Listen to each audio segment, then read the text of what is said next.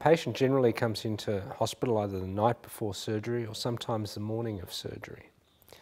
We take them to the operating theatre and we attach a frame to their head. This is done with some sedation and some local anaesthetic. Once we've attached the frame, we take the patient down to the radiology department where we perform a CT scan.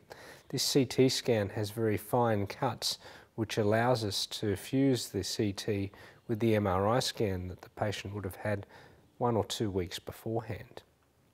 We then take the two scans and we use very advanced planning software and very high-tech computers to determine exactly where the electrode needs to be positioned. Once we've selected the specific target, we've performed all of the manoeuvres on the computer system, we then place the patient on the operating table and we start the operation.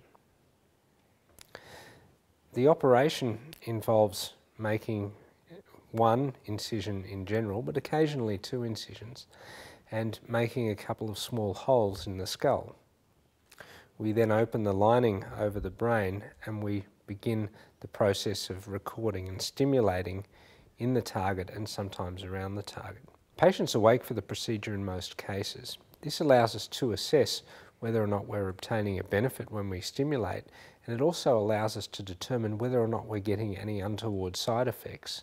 The aim is to be able to provide a really good benefit with stimulation, but to avoid any significant side effects. Once we've decided exactly where the electrode needs to be positioned, we take the permanent electrode and we insert that into the brain. The electrode is attached to the skull using a special cap, and the ends of the electrode stay buried under the scalp in preparation for stage 2.